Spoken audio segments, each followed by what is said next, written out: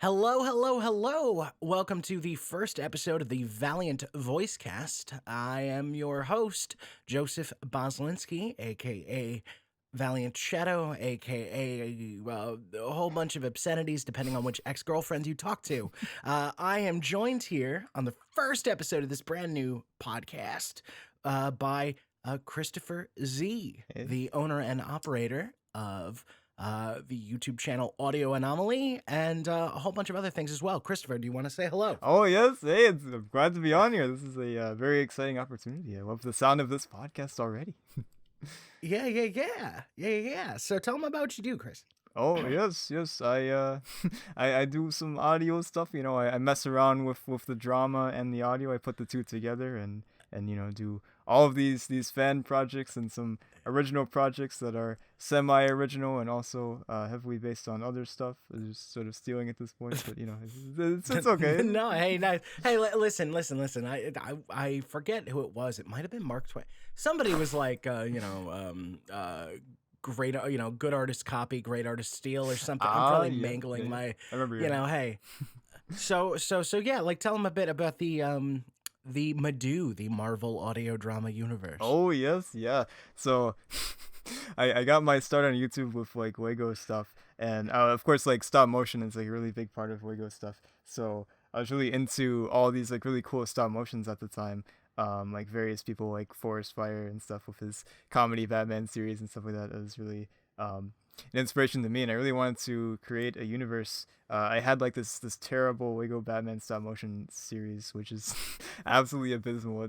It's not supposed to be a comedy, but it's actually pretty funny at how bad it managed. It's pretty hilarious. Right? Yeah. Okay. Yeah. No, we've all been there. Yeah, it's painful to watch, but also very very fun too. But I had this idea for a Marvel series like that, where it's like, oh, what if I made a Marvel connected universe? I had like this first like terrible Avengers video that was not only terrible, but it was also bad as well. So it's just it was terrible and bad. At the same man, time. I don't know how I managed. If it could only be atrocious, we'd have a hat trick. Holy shit! I was close. We're really close, but it didn't quite make it. Sadly, maybe next time though. We can try. Maybe next time. We can try.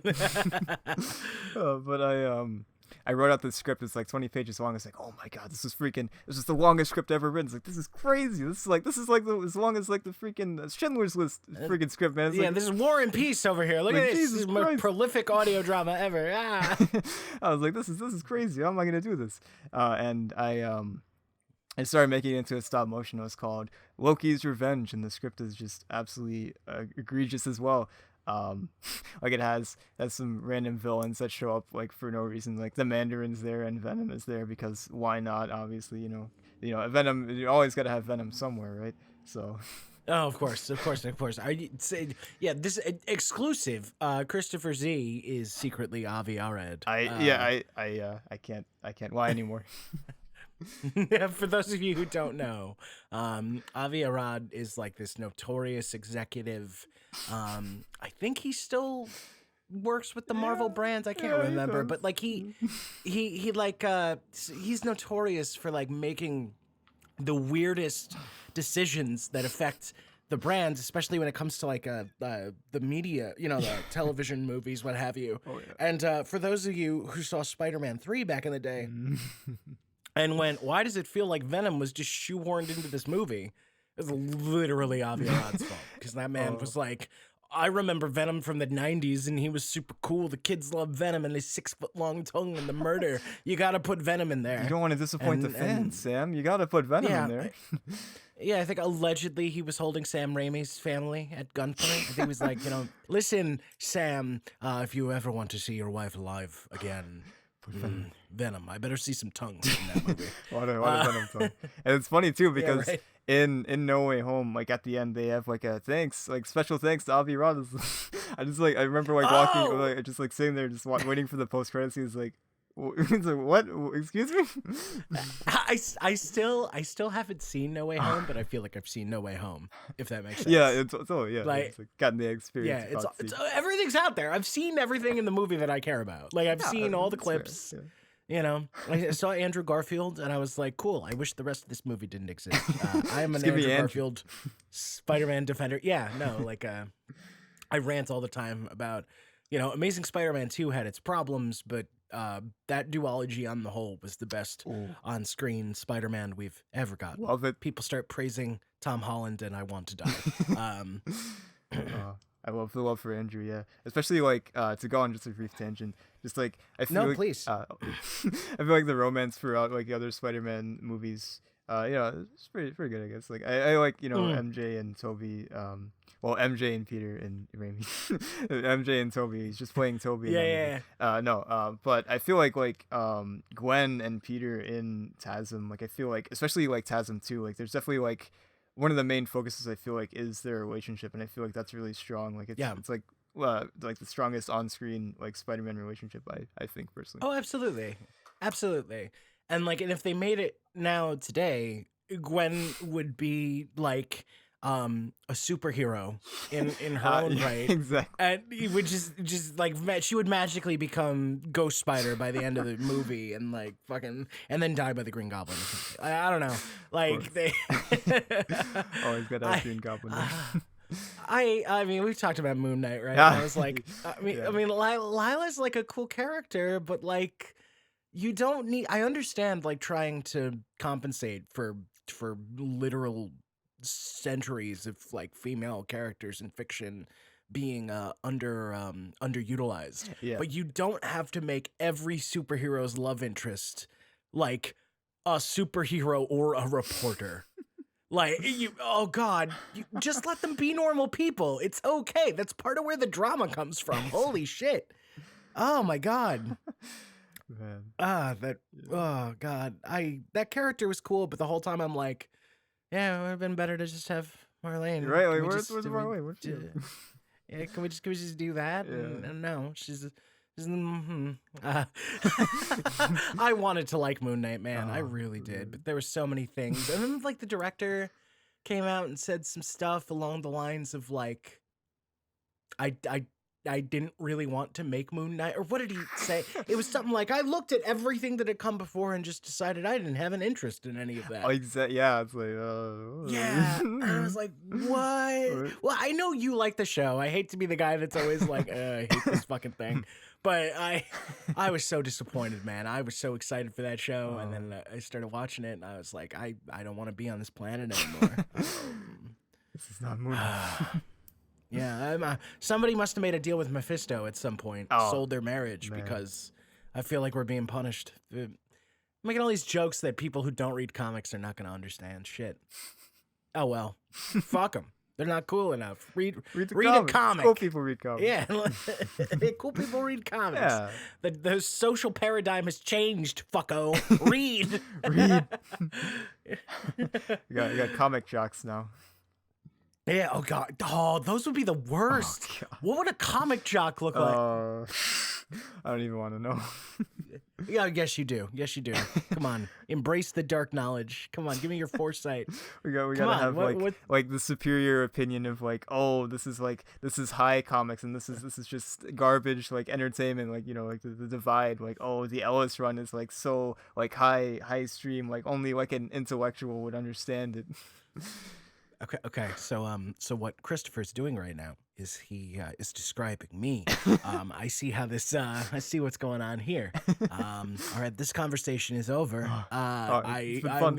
You thought you had you thought you had a problem before with your Moon Knight drama. Well, I quit. Good luck. Oh, no. You might as well start over. All right. Ground one, recast. Anyone who's listening to this, we got the casting co-op. It's ready to go. We were prepared for this contingency. Yeah.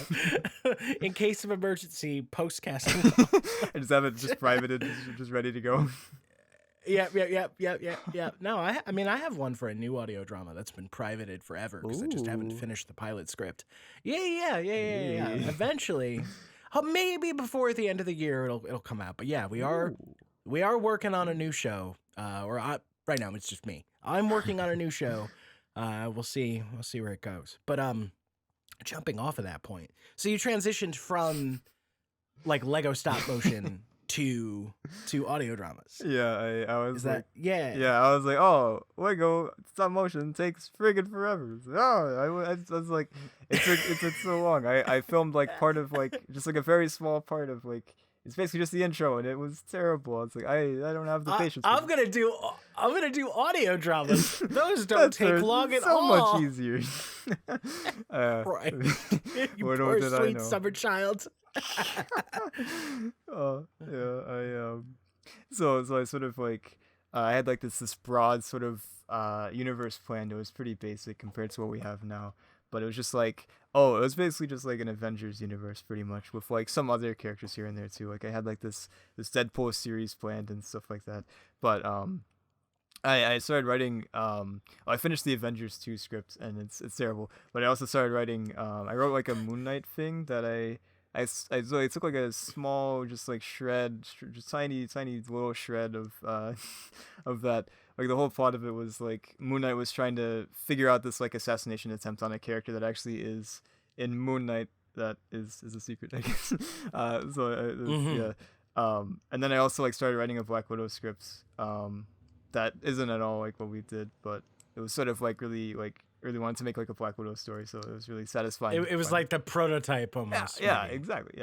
Yeah. So I had like all Sure. these grand plans, and yeah, it just I moved some. I like took mild inspiration because most of them are just like either like make this like have a character that like have Hawkeye or something. I don't know what to do with Hawkeye, but have him in there somewhere, you know. So I took like some story ideas like the whole story of Captain America 1954. It's like this story where Captain America is like Zemo goes back in time and wins the war for the Nazis. Classic, you know. Classic what if history there. Of course. Is gotta have that. And Cap goes back in time and stuff like that to try to stop it. And that was sort of like one of the ideas that I had was like I have no idea like how I would have like implemented it into the story like in a logical way, but it was just like this idea of like what if Captain America wakes up from the ice and the Nazis are the ones that like find him and stuff like that, and like he becomes like a Nazi stooge. And he becomes Hydra Cap? Yeah, exactly. Yeah. Oh god. I was a visionary, I guess. A terrible visionary, but I was something. Hail Hydra, motherfuckers. Like, yeah, oh god. Oh my goodness. It shall live in infamy. That was a crazy time. Goodness. Ah, man. No, but like so you've always wanted to create stories, it sounds like. Yeah. You've always been a storyteller at heart. Oh yes, yeah.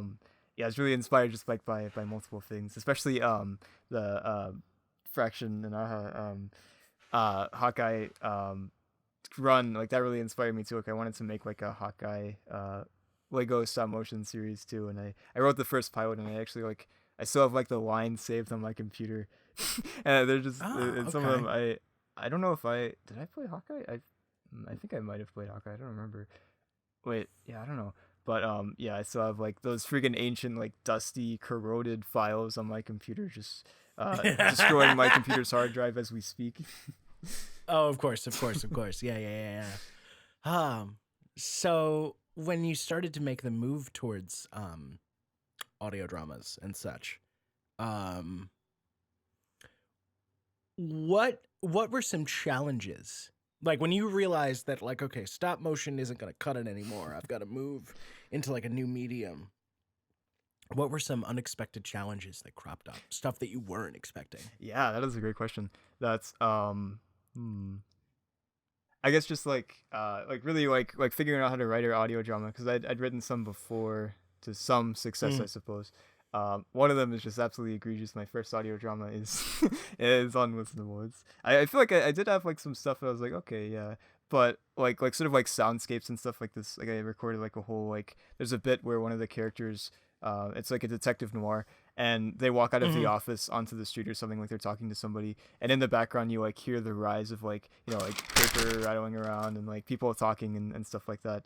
Right, and then like transitions out to like street sounds and stuff. So that's kind of like my first experience with like figuring out how to create like a soundscape and like try to immerse the audience and make things feel lived in, instead of just like, oh, they're just talking. Right. There's nothing in the background at all. They're just talking. Right. But then you know, I find it's also difficult too, though. Like sometimes you gotta know when to have the background be quiet. Yeah. Right, because I run into, like, you've heard, like, my audio drama, and I know, like, one of the struggles for me is sometimes I'll go in and I'll be like, oh yeah, this needs some music and this needs some background noise and stuff, and then I'll be like, this is really just a conversation between two people, like, sitting in a room. Like, we don't need to add in like 37 variations of a chair creak. Like, we can just have these people talk, you know, like, I Yeah. don't know, Oh, that's kind yeah. of my view on it. I totally feel that as well. It's like when to have like more immersiveness to something, and when not to. Like, there's this really great video. I don't actually know. I don't remember who does it or what it's called, but I feel like if you just look up like, I'll find it for later, and send it to you. Sure. If you wanted to like put Dope. it in the description, or no pressure. But Oh. I'm not holding a gun or anything right now. But there's like this video about, it's talking about the Batman and its sound design and sound editing and stuff like that, and how like the subjectivity of it, like the rain, like means different things and adds to the different feel to each scene. How like there's the moments. Have you seen the Batman, by the way, before I say anything? Yes, I have. Okay, I loved it. good, I loved good. it. It's so good. There's the moment where Selena and Batman are getting ready for her to enter into the lounge, the Iceberg Lounge and stuff, and like he puts like the thing in her eye and stuff like that, and like the moment where they're like, you know, locking eyes and stuff, like the rain just like fades into the background, like you don't really hear it in that moment. It's like sort of subjective, like their focus is on each other, they don't hear the rain. So I like to think about stuff like that now, just like subjectivity of like of sound, because like right now we're talking right now, there's a fan in my room and stuff like that, but I'm not really like paying attention to it, so I don't really hear it as well as if I would if I was just like sitting by myself just doing whatever. So No, yeah, sure, yeah, because like different things take priority. Like yeah. No, it's like our condo is a fairly nice condo, but one of the things it's less awesome about it, it gets a heat leakage.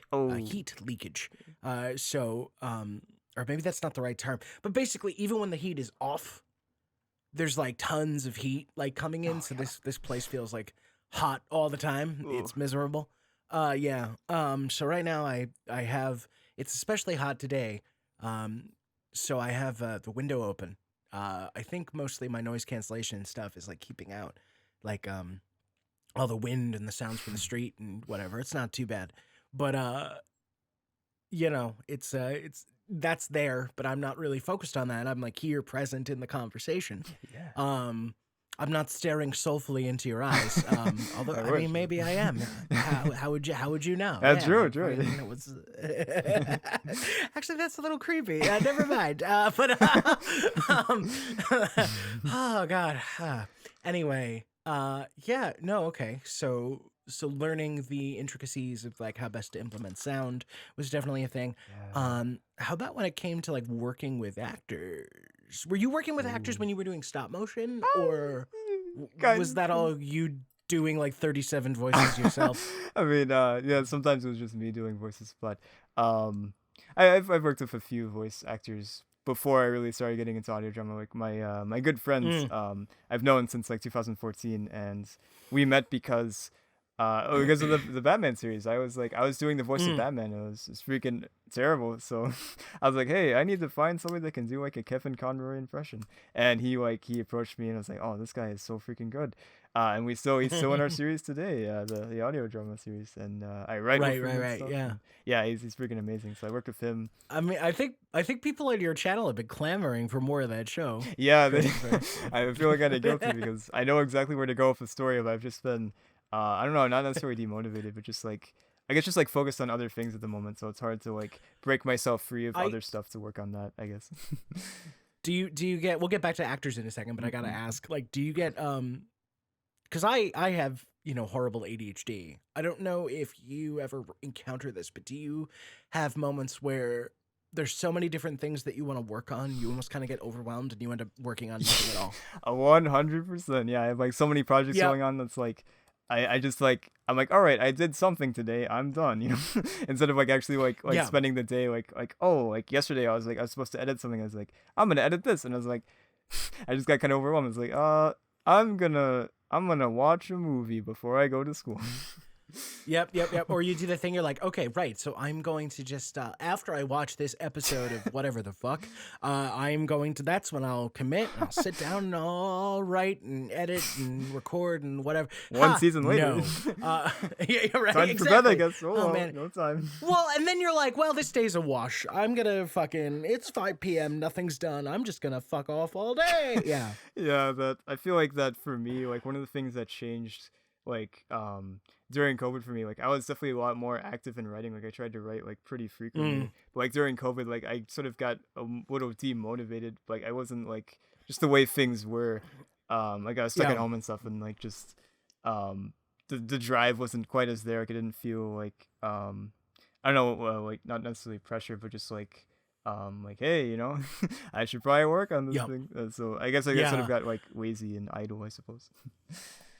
Well, bringing that back to the talk about learning to work with actors, right, and challenges of working with actors, do you find yourself more motivated knowing that like people are counting on you? Because that's a big thing for me. Like I find my actors keep me a little bit more honest, or active at least. Yeah, I definitely agree that like if the actors weren't counting on me, like I probably would have like I don't know, just like that I feel the pressure, not like necessarily like bad pressure per se, but just like No, like like you don't want to let them down. You want to like produce. Exactly. Yeah, like sure. Yeah, like I went on a cruise over the summer in May. Yeah, I was right when Multiverse of Madness came out. It's weird that that's my sort of like, oh yeah, my time landmarks are MCU movies. Great. I was gonna say, I chronicle my entire life by whatever the newest MCU release was. Exactly. God. But yeah, I brought like a pad of paper. I brought the script that I only had like 5 pages written and stuff like that. So I wrote as often as possible. It's really fun because it was a nice escape because I get so distracted by the internet sometimes that I have to just like close everything and just like focus. I was like, there's too much stuff going on the internet. I can't really work on this thing if I'm worrying about the Mario trailer. So, you know, it's so. Because of that, because I was like isolated, like no internet or anything, which felt great. I love the internet, of course, a lot of great people and great stuff on there, but it's also nice taking a look. Yes, and cats. And cats, so many cats. It's very, very good. Yes, but, of course. Yeah, it really helps. Like I felt the drive was like, all right, we hadn't cast anyone yet at that point. Besides like, all the people, like there's characters that already like have been in the other audio dramas, so they're already cast, of course. But I sort of felt the pressure, like, oh, if I want to get this out in a timely manner and I don't want to let the voice actors down, and also like the pressure of like uploading too was like, all right, let me write as much of this as possible. And I spent like a lot of time writing it. It was really fun. So yeah. I'm kind of having that with my own channel too, where I'm always like, okay, what can I throw together that would be interesting that I can put up to kind of keep the channel going. Yeah. Right? Like, yeah, it's like an impetus to create, like to feed the machine, if you will. Absolutely. Yeah. That's why I was grateful for the for our podcast, because before then it was just like I used to have like a pretty consistent upload, like one audio drama a month, just because I spent like half a year working on those, so I just like scheduled them for like months out, so it really helped me like do that at a more consistent rate. But I was like, nah, you know, I don't want to just like have this audio drama just sitting around like when I can just upload it right away. So I decided to go against that and just like have them uploaded when they're ready. But the podcast really helps like fill that out and pad out the channel a little more, where it's like, oh, it's been like 4 months since Doctor Strange audio drama. Where's the next one? It's like, oh, we got this stuff in the meantime. That's not an audio drama, but it's an audio thing that may have some drama in it, so it's kind of audio drama adjacent, I guess. Yeah. Sure. Yeah. Well, the 616 podcast is a lot of fun. I'm gonna try to be there for the next episode. Oh, we would love that. Yeah, we're talking about recasting, right? I was like, wait, what? I was really surprised by that. That's an interesting topic. Yeah, you had no idea. Like, oh yeah, you have been recast. Look at that. Oh my god, you've been, dang, you're out of the loop. Oh man, you're taking over for me. You're the Christopher Z on the 616 podcast. Oh Jesus. Oh man. Okay, let's spice it up a little bit though. Like, and I don't know if this is a question you can answer, but like, let's see if we can attack it. have you had any negative experiences working with other people in this avenue that you feel comfortable talking about?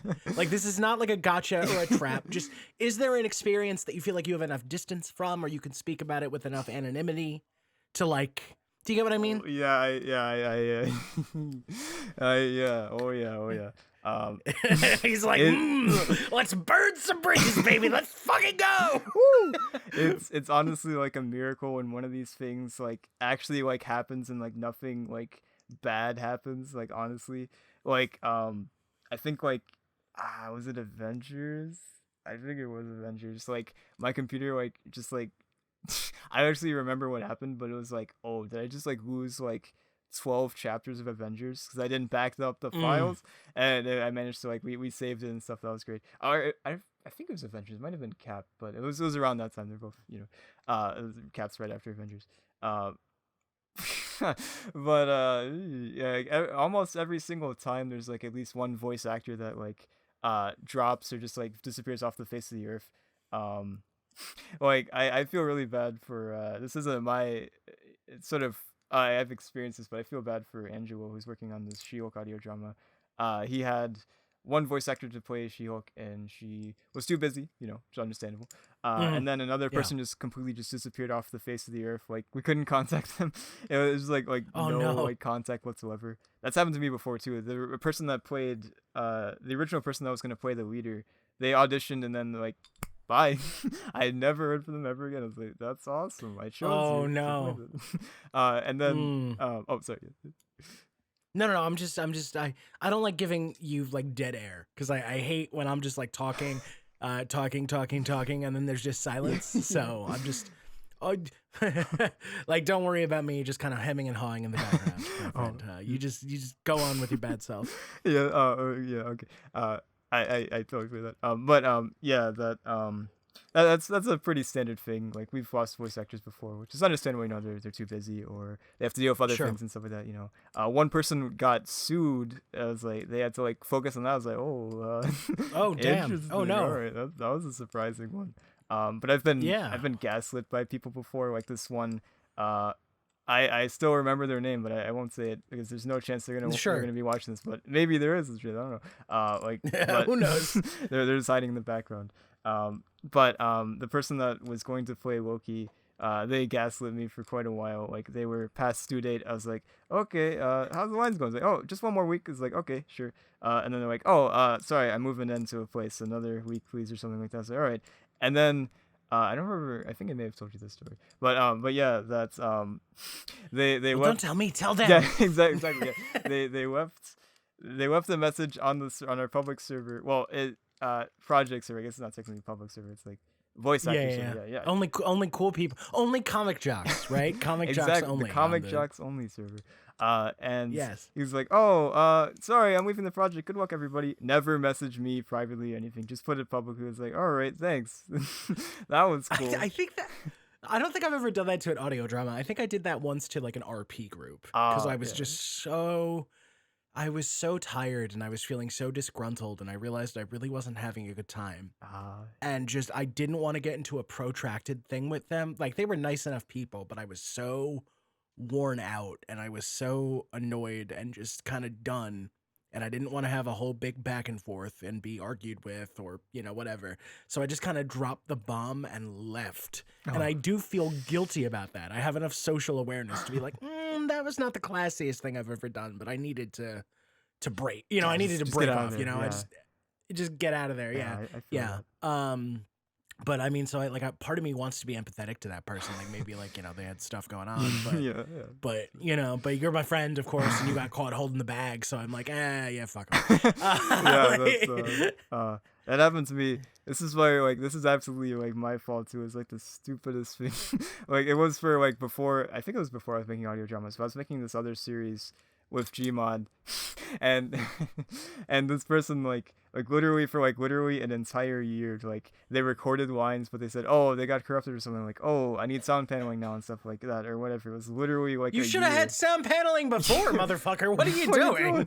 Exactly. So, How do I voice act? How does this job work? oh Fuck. God, I was I was just so stupid just to let it go on for that long. Like it was like the most ridiculous thing, and I didn't get. You're mad. a nice person. That's your thing. Yeah. You're a nice person. yeah. I've yelled at you for this before. You're a nice person. nice. You let things go when you shouldn't, but that's because you don't like to hurt people, and you shouldn't lose that. You should be a little more assertive and stop letting people treat you like crap and take advantage of you. But I don't think you should ever apologize for like being a kind person. You're way nicer than me. Like the world needs about 1 billion more of you, my friend. Oh, thank you. Oh, but you're very nice too. Though. You're fun to work. No, I'm really not. He lies. He's being a bad person right now. He's fucking lying to you. There's Hitler and then there's me. All right, like I'm just. Whew. Except for me. Okay, no, I'm not gonna make that joke. Anyway, whoa, shit. Never mind. Okay, let's move on. That's gonna cut. That aborted joke is gonna cut out of the episode. It's gone out of there. Oh God, but yeah, so that is a pretty frequent thing that happens. There's something else. What was it? I guess that's pretty much it. But I was very grateful, like that you can talk about. Exactly, yeah. There's always more. Oh, there's always more. Yeah. I was very grateful for Blade, which isn't a project that I wrote, but I was really grateful because as somebody else's project, I'm really glad that like it went well because like I feel like when stuff happens to me, I'm like, yeah, all right, whatever, I'm used to it at this point. But when it happens to somebody else, I'm like, oh, I feel bad. So I'm very grateful that things went really well for that. Like everyone turned in their lines on time. People were okay with doing redos and stuff. They turned in their redos like really fast. The person that was getting sued, they're in the project, but we managed to recast them really fast. So that was very, very good. We like caught it just right at the right time. So I hope everything's going well for them. But yeah, so it was like, wow, this is like the first time this has happened. Like every single time it's like recast, lines away, you know, stuff like that. So I was very grateful for that. So that's definitely one of the jobs. Yeah, no, that's excellent though. That's great. So we talked about like the perils, right? The horrible trials and tribulations of working with other actors. And we talked a little bit about some of the struggles on like the production side, right? As far as like immersion versus getting out of the way, you know.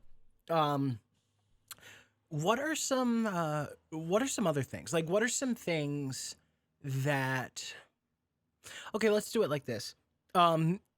If you could go back and start your whole career on YouTube over again with in as it pertains to the audio dramas, what are some big things that you would do differently, right? Like if you could kind of restart the whole thing, are there any different approaches you would make? Are there any like life lessons that you wish you could take back in time with you? Ooh, yeah, that's a good one. More Lego stop motion. I know. I'm good at this, man. What can I say? You are. Oh yes. But yeah, that's I guess one thing, like I was still like learning like how to write an audio drama, I guess. So like taking that knowledge back would be very helpful. Like there's definitely some gaps and stuff in like say my earlier work that's like, oh, it's not really there. All right, interesting. Like just the way that I wrote it, like you sort of write the main stuff that you hear, but there's also like stuff that like is in the background that's like sort of like additional stuff to make it more realistic and stuff like that. So there's like things like that that's really was missing in the first Captain America and like other stuff as well that I've done in the past that I learned more. Is like, oh wait, gotta add some extras and stuff too, man. It can't just be just the Captain America making all this sound, man. Do you ever see, like, I know when I'm writing for audio, when I know that I'm going to be the guy producing it, I leave a lot of sound direction out because I know that I'm going to be able to make decisions like on the fly as I'm working on it. Absolutely. Yeah, so that's kind of a thing maybe where like you're like, maybe I could put more descriptors in here and stuff, but I know I'm going to be the one in the booth. So like, you know, so maybe don't be too hard on yourself. Oh yeah, that's fair. I guess too, like just like I feel like I did spend a lot of time planning out the series, and there's definitely like a lot of like empty space for like I didn't just want to like have the entire universe planned out beforehand and just like, oh, there's no room for anything else, like all this other stuff like that's happened, like all of our additional writers and stuff like you, um like it was like doing projects I never would have done before in the universe. So it's really great to expand it through other people's ideas and perspectives and stuff like that too, so that's great. Yeah, sure, sure. And maybe Yeah, that's even like one thing that I would do differently as well. Like the original plan was actually to have like more writers and stuff, but it just didn't work out. I was like, all right, I'll just write everything in the first phase, and here we are. have you uh, have you ever turned anyone down? Because I know you take Ah. pitches and stuff. Obviously, it's how you and I started working together. Beyond just me being an actor for you. Um, do you? But has there ever been a situation where someone's like offered some writing to you and you were like, for whatever reason, we're like, nah, this ain't it, Chief. Yeah, I'm trying to think. I'm usually pretty open about adding stuff in because like, especially like when Mm-hmm. people bring up characters that I'm not like super passionate about, like Blade. Like Blade is cool and stuff. I've seen the movies. It's awesome, but I wasn't like Mm-hmm. I need to make a Blade project right now, So it's really great to have Yeah, yeah, Ethan yeah. and stuff. Um, but yeah, I'm trying to think. I can't really like remember like any like big things off the top of my head, but I know that people have like there's like a few people that have like submitted ideas. It's like that's cool. Like that's a great idea, but it's like I don't think that would quite mesh with what we got here, like the continuity and stuff like that. Um, Yeah, sure, so sure, sure. yeah, but Yeah. yeah. No, yeah, I feel that. I struggle a lot with the idea of, because I'm trying to do this big sprawling audio drama, um, and originally I had pictured like 5 seasons, and then I started wondering as the production started up, I'm like, oh god, this is way more work than I anticipated. Um, Maybe that's way too large in scope. So now I'm kind of playing with the idea of it being 3 seasons, Hmm. moving a lot of stuff around, and but it's so time consuming, especially when I want to work on multiple projects at Yeah. once. And I keep going in my head like maybe there's a way I can bring on other writers, like just Hmm. give them outlines and, kind of like look over their shoulder and like nudge them, and I'd probably have to edit stuff to make it cohesive, but like it's a thought that I have. But then I come back to like, no, but it's mine though. Fuck you. True. This is my baby. You can't touch my baby. You can't hold my baby. I don't even want you to look at my baby. What the fuck? No, like yeah. Yeah, I really have a struggle with that. So I'm like, logically, I know it would make a lot more sense to bring in writing help, but I'm like, that is blasphemous, and I will hear no more of this. I can totally respect that. That's I sort of like I don't know, like not like make sacrifices sounds like an extreme way to say it, but like it's like certain things. But no, but it's true. Yeah, It's like, true. Yeah, like certain things. It's like I was gonna do this, but then, like someone's like, oh, what if we do this? It's like, oh, okay, yeah, sure, let's do that. That's fine. Yeah, no, let's no. No, Shut this up. is mine. Get out of wait. here. We've Yeah, Discord. who Uninstall it. yeah, you who gave you the right to have an opinion? What the fuck? There's Get out of here. there's no opinions here. What are you talking about? No, this is a dictatorship. The fucking oh man, I'll tell you, on your server, I always feel so bad because I feel like I'm the most opinionated person there. Like everybody else is like, man, I love this, I love everything, I love it, and here I am like, I fucking hate that. Get that out of here. Oh my god, it's so bad. I love it. I know you like it, but I feel bad because I feel like everybody else is like having a good time and they're like, yeah, no, we love everything. We're all like a big happy family. And I come in like this fucking like this swarm of wrath and like with my like fucking hoity-toity opinions about literature. And I'm like, get this abomination away from me. Don't talk to me about superior Spider-Man. I will eat you. Or you got poor people like Victor who will honestly be talking about like, like I love Victor. Oh, and he's in yeah. there and he's talking about how like, yeah, I really don't like Punisher. And I'm like, yeah, well, I really don't like you. No. It's okay. It's okay for you to be wrong. Oh man. I get so passionate about these characters and this world and everything related to comic books. I just get so like I get really passionate about media, right, in general. Yeah. I don't like when people try to like you're getting like really fired up about something. I want to be clear, it's never cool to like harass people or be like a vitriolic toxic asshole. But at the same time, I hate like when you see this discourse online and the defense people use against people being critical and getting into passionate arguments, not being toxic, but like passionately Oh arguing. God. Yeah. The response they get is like, it's a fictional character. Why are you so upset? And I'm like, do I need to explain to you? Do you really not understand? Holy shit. Do you consume sports, my dude?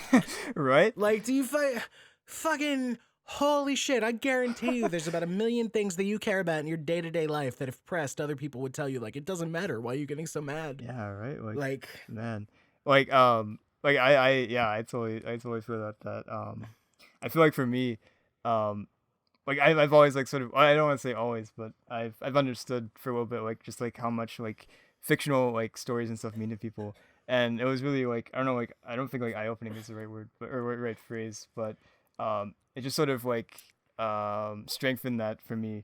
Like to use an example recently with Velma being lesbian and stuff, it's really awesome. And like Layla's response to that, one of our writers, and just like how much that meant to her. I love her. Wow, that was really really interesting. I was like that was really cool. But then like seeing like how much that means to people that same sexuality or same whatever. I think it's really cool. So I really like that. Yeah, like representation is something that like I've come to appreciate more and more, like its importance. Um I I I I always get so frustrated with like more like reactionary corners of like the criticism sphere of media, right? Whether it's movies, comics, television, whatever. Because I don't think all those people are necessarily like racist, homophobic bigots, whatever at heart. Yeah. But I think the problem is like a lot of them are just dumb and angry, Yeah. and they don't, So like when I hear like you're shoving it down our throats, right? Like two girls or two guys kissing, and they're like, "You're shoving it down our throats." I'm like, explain to me how one showcases these things without it being shoved down your throat.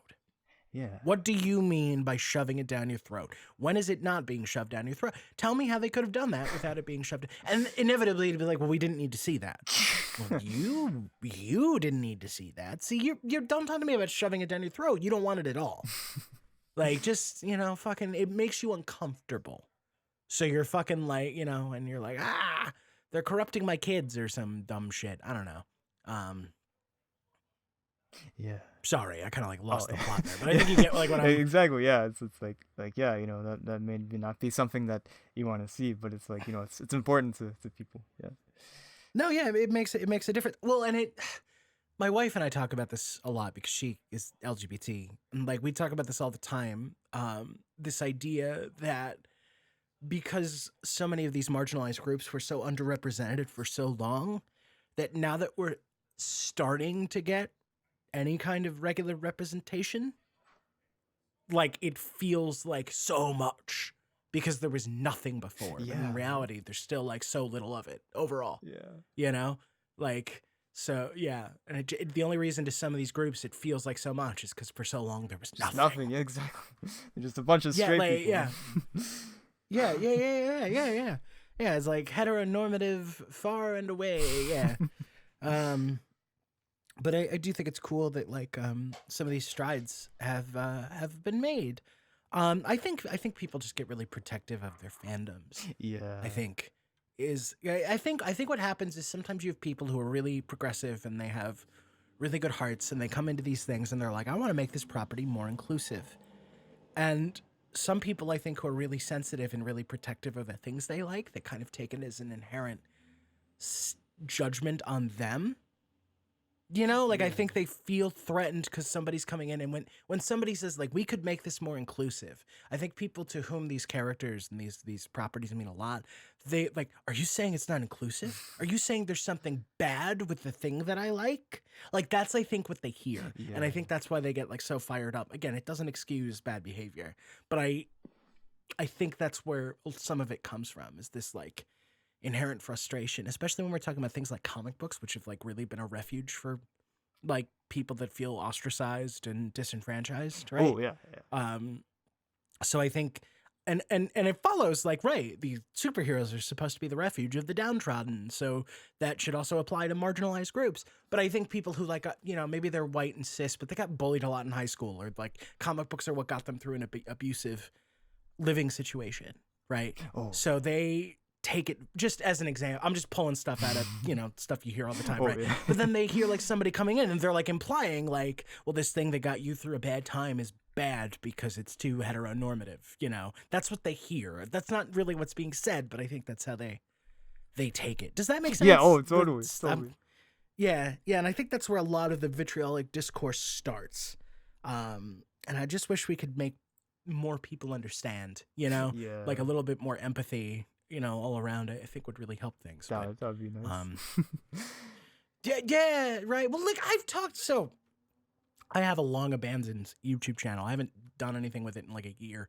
I keep saying I'm going to go back to it, and I just haven't gotten around to it. But I have a comics YouTube with about like 80 something subscribers. Ooh, yeah. I was growing for a while, but comic books tired me out, and I got tired of talking about them on the internet. But That's fair. one of the things I used to talk about all the time on that channel is like when you're railing against representation, right? And you're like, I wish they would hear all sides. I'd be like, yeah, but guys, like, I choose to be empathetic to you, but like to other people, when you're railing against representation, like, you're the bad guys. Yeah. They don't want to hear what you have to say because you're the bad guys. You're coming off like assholes. Yeah. You need to chill. Exactly. Yeah. Oh, I feel my personal philosophy on human beings is that they are both complex and fucking stupid. Like, so I never ascribe evil to people when I could ascribe complication and stupidity. Yeah, that's kind of that's my default. That makes sense. Yeah, that's not necessarily that that there's evil intentions, just that just dumb. Yeah, you just fucking dumb. It's not your fault. Just say we can help you. Like, it's all right. We can give you the knowledge and the know-how. Yeah, we can give you the space in which to learn and grow as a person. Oh shit. So, what comic book property would you say has had like the most effect on you as a creator? Let's bring it back. Oh yeah, that's a really good question. That's that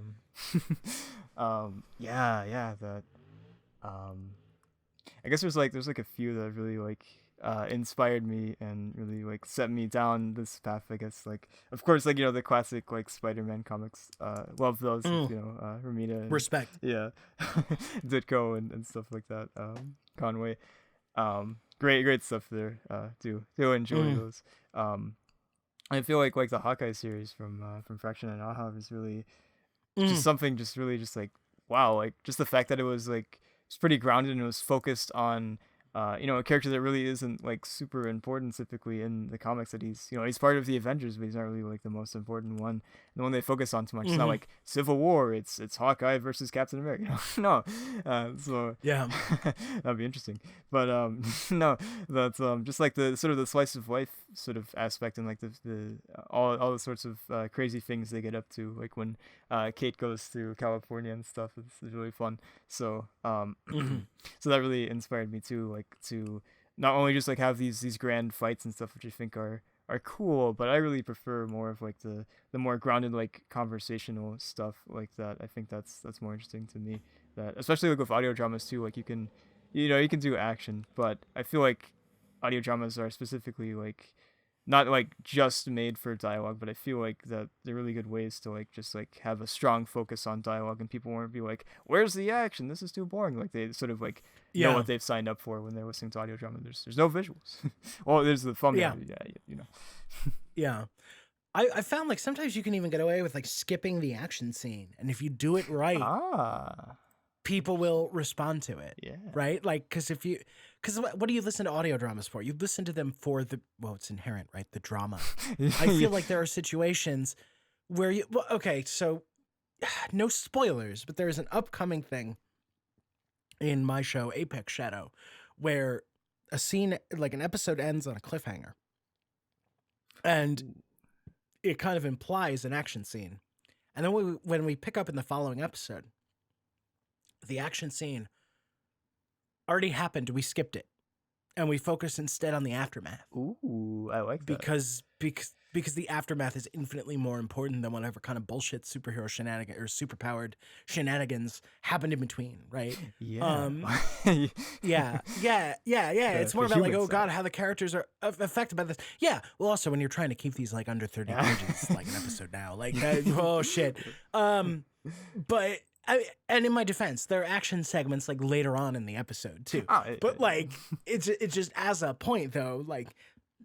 Even when there is an action scene to be had, oftentimes is it really important? Maybe not, especially in this medium. I don't know. Yeah, that's I really like the human side of that, and I think as well like the aftermath of like action sequences is really fascinating to explore too. That movies and stuff get into and whatnot, but sometimes like there's not as much like focus on like the aftermath. Like say like Revenge of the Sith, like we see Anakin and Obi-Wan fight, but we don't really get to see how it affects Obi-Wan until like Obi-Wan Kenobi, the series and stuff. So that's something that I felt was like really missing. That I guess you really couldn't like do that like it's the end of the movie and stuff, and you needed like an entire like other story for that. But it's like the PTSD and like effect of that we never really got to see before that. So yeah, I think it's really like I actually like one of the first people that critiqued me it was on my first Captain America audio drama, and they said don't use foreign language in audio dramas, and I used more foreign language, but I wasn't because of that as a reaction, but it's like yeah, like I've heard what you I recognize the council has made a decision, but as it's a stupid decision, I've elected to ignore it. Yeah, exactly. That I like the first bit of like Black Widow is like the narration is in English, of course, but it's I don't know, like heavily, but like fairly like focused on like people speaking Russian, because I think it's really important to like the story. But yeah, but the other thing they critiqued was action. They said the action was a very visual thing, which I can understand. Like John Wick as an audio drama would be interesting, but just like the action sequences, I feel like could be described in an interesting way, but you'd really like miss out on like the stylistic, like just editing and cinematography and stuff that comes with John Wick, and the choreography and stuff like that could still be described and stuff, but it wouldn't quite be maybe not quite as impactful. At least like you can imagine it, but it wouldn't be like you don't have to do a lot of imagining to like when you see a movie, you just like you see it right. Yeah. I feel like you have to approach the action in a different way. Yeah. When you're writing for the audio drama format. It's not that action doesn't have its place, of course, but I feel like first of all, I will die on this hill. I feel like if you're gonna have action or anything particularly crazy, you need a narrator. Yeah. Oh, yeah, totally. I remember one of the people I work with fairly regularly. I remember they were working on a project of their own, and then they'd read my script for the pilot episode of Apex Shadow. Ooh. And they heard me going off about like, because they talked to me about it. I was like, yeah, I elected to use a narrator because I feel like anything like really heightened that has crazy action, if someone just walks in and shoots a dude, you can get away without like narration. But if you're gonna have like superpowers or crazy sword fights or backflipping bullshit hullabaloo, like you really need a narrator to make it work in an audio drama format. Yeah. Because I know like I've gone back and like listened to old timey radio and like, I love like the shadow, right? But it'd be like, oh, and the shadow enters the room and like does all kinds of bullshit and criminals die and rah, ha, ha, ha, the shadow knows. Like it gets. Oh no! He's picking up the iron bar and he's swinging it right for my head. I have to dodge at just the right time. Oh no! He struck me. My head, it's ringing. I can barely keep anything straight. Whatever will I do? And it's like, Jesus fucking Christ, man! Just get a narrator in here. What are you doing? What are you guys doing? Like, you're just narrating out fucking loud. Like, here's man. Now, if I just accelerate the car at the right speed and the right angle, everything will be fine. Dude, I can still get out of this. Yeah, exactly. Holy shit. But like, I was sharing all this with a colleague, and then she she was like, "Yeah, no, I'm revisiting my audio drama, and we're adding a narrator in there." Mission success. I'm like, "Oh shit, yeah, look at that, better living through narration." Oh yes, that the narrator really helps it out because it doesn't you have not necessarily like per se like a truly like fully objective like viewpoint, but just like it pulls back from the characters and stuff and like all of the other thoughts and stuff like that and feelings and whatnot that you can still touch upon those. But yeah, I think it's definitely works better when you want to have like action sequences and stuff to make it more coherent and just like maybe even just more enjoyable, honestly. No, sure. I think that's yeah. Well, because that's what the end goal is, right? At the end of the day, you're just trying to make it more. I don't know. Would you say that immersion is like, I know we talked about sometimes it pays to be less immersive almost, but I would still say maybe within audio drama, like immersion's kind of one of the end goals. Like entertainment is the ultimate goal. Yeah. But like immersion is probably like paramount, right? To get there. Yeah, I would say so that I don't Because I almost feel like audio dramas demand immersion. yeah, it's like it's sort of like reading and stuff. Like when you're immersed in a book, you can see like everything in your head. It's kind of like when you close your eyes and you just like kind of like you hear everything and you can imagine it in your head and stuff like that, and like really like trying to get people to see what you're putting down even without visuals, like see what you're trying to create just through audio, and like really just immersing somebody in that world and like them getting lost, like especially like I said, when you close your eyes, it's like you just hear that world around you and hear all of the little details and the things going on and the characters and their quirks and different accents and stuff. You're only on YouTube, I believe, right? I know Yes. the 616 podcast is on multiple I forget platforms, everything. but like Yeah. all the audio dramas are just on YouTube. Yeah, I thought about like adding them. I probably should like put them elsewhere too. Like I was thinking like, oh, it's Spotify. It's like, ooh. But yeah, just I think just the only problem you would run into is like a lot of your stuff has like you use licensed music and shit. that is very true. Yeah, and also like the foreign language ones, I couldn't necessarily put that like. Yeah, because you'd have to like cut like a new You'd have to have like the actress or the actors and actresses maybe like come back and like redo their lines for. Yeah, or something. That some of the dialogue isn't like necessarily important, but I feel like most of it is like some of it's just like, oh, it's a motorbike with Captain America, whatever. Yeah, but yeah, like some of it is like, yeah, I'd have to like get some redo it, like, oh, here's the Spotify cut or something. Yeah, well, like in a movie, right? You could have people speaking a foreign language on screen without subtitles, and I think as long as like there's action happening, and I don't mean like action like shooty bang bang, but like if there's visual things happening on screen, like the viewer will go with it more. But if they're just listening and it's like I hear music, maybe some sound effects, and someone screaming and Russian, I don't know what this is. What is you've lost me. I'm out of here. Unsubscribe. Delete. Yeah, fucking block your channel. Fucking yeah. No recommendations from your channel, please. Yeah, look at this fucking tool of Putin over here. No. So but you're not opposed to being on other platforms. Yeah. I think like just like the format that I do is very YouTube based because like YouTube is what I've known for so long. But yeah. No, same. Yeah. I'm a YouTube boy through and through. Yeah. And like I've been really resistant to like the involvement of other platforms, just because YouTube's where I get 95% of all my entertainment these days. Exactly. That's it. And Apple Podcasts, at least for me, was such a bitch to get onto. I had nothing but problems. Oh, no. That's why as of now we're on Spotify and we're on Amazon Music. Oh, I didn't realize you're on Spotify. Oh yeah. Ooh. But I have not been able to get on. Apple Podcasts. I can do it. I just need to go back and finagle some things and deal with their bullshit system. But, man, it kept throwing roadblocks in my way, and I'm like, well, I'm just not playing this game. Yeah. Goodbye. But it is like the one of, if not the largest, like podcast platform. So I really do need to fucking. I need to get on there, and probably some of the smaller ones too, like fucking Anchor FM or whatever it is, Heart Radio, all this nonsense. I don't know. But oh shit.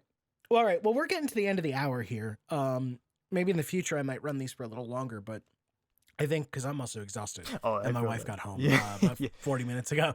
She like walked in as we were like on the call, and I like waved at her, and then I gave her the wait one, and I think I might be sleeping in the doghouse tonight. Oh. No, I'll be fine. But let's. What have I done? Yeah. Let's wrap this up. Is that cool? Oh, If yeah, if yeah, we wrap totally, up yeah, and this has been yeah, fun, yeah, yeah. shit. It's been about an hour. Yeah, cool. So, Christopher, do you have any parting words about audio dramas, about creativity, anything that you want to share? Like, the floor is yours, my friend. Oh yeah, that yeah, just I put you on the spot. Say something profound, motherfucker. Say profound things now. Profundity now. A wise man once said, No, "You shut gotta, up. No, I take it back. you gotta I'm walk out the taking it door back. to do stuff sometimes, but not always." No, but Yeah, I don't know you. yeah, that's yeah, I think it's nice, just finding what you're good at and stuff, like, and especially like exploring options and whatnot, because I went into this like not really like I didn't care about audio dramas, man. Like I was just like, and then like I got to like this one class, and like it was like, oh, it was like this survey of arts class. We learned about different like art, like music and theater and I already said music, art in general, like visual art and stuff. And I don't know if we talked about movies. I think we did.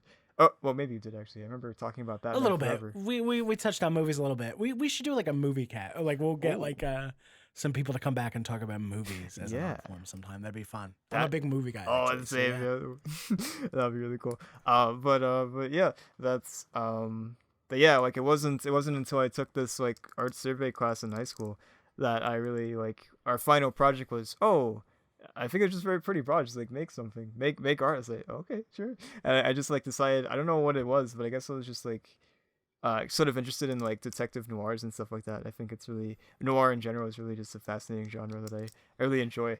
And then I was like, oh, I'll make an audio drama, and then oh, it was fun. And then I made another audio drama for like one of my writing classes. We had to make like this like our final project. I forgot what the first part was, but it was like something like I don't remember exactly. Like it was much better than this, but it was like the enjoyment of flying and the fear of falling or something like that. So that was, I made like a World War II like fighter pilot freaking audio drama, and learned some stuff from there. And then then I realized like I didn't really have like too much time to make like stop motion, and I didn't like have, not necessarily just the time, but just like the equipment and stuff. Like my camera was pretty bad, and like like getting a million like Lego sets and stuff and whatnot is pretty expensive.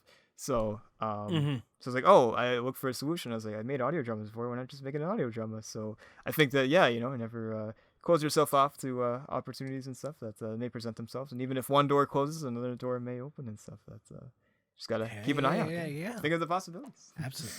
Absolutely. All right, my man. It was really great talking to you. Thank you for having hopefully me. we This can was do fun. this. No, hey, wow, it's so good to get this off the ground. I think this was a really good convo. I think there's lots of interesting stuff in here that people might enjoy. So I will definitely have you back on again. Oh, I would be so honored. This was amazing. Yeah. But where can people find you and your creations? Oh yes, in the garbage can. No, I have we have our YouTube channel, Audio Anomaly. That's where we post all of our audio stuff that is very anomalous. So there you go. Yeah, Audio Anomaly. Okay. Audio Anomaly, home of the Marvel audio drama universe. It's great content. Also, YouTube, home of the 616. I always get the name of the podcast. What is it? The Happy 616? 616 Marvel Family Podcast. It took me forever to get that. So it took Happy Adder 616. Okay, so it's the Happy 616 Happy Family Podcast. Yeah. The Yeah. Okay. So, yeah, something like that. Okay. Yeah. We got to work on the branding a little bit. Maybe. We'll workshop it. Yeah. But I will drop a link to your channel in the description. Everybody, please go check out what Christopher's got going on. I am a little biased because I do work with him, but I think that everything that Christopher does has like so much passion in it, and he's got a lot of really great creative people helping to make art with him. It's great.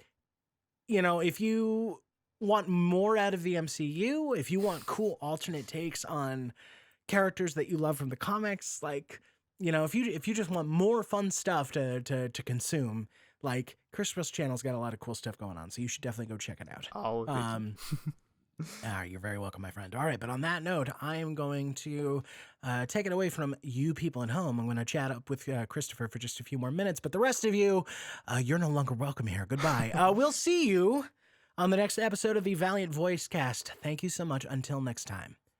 Bye-bye. Bye-bye.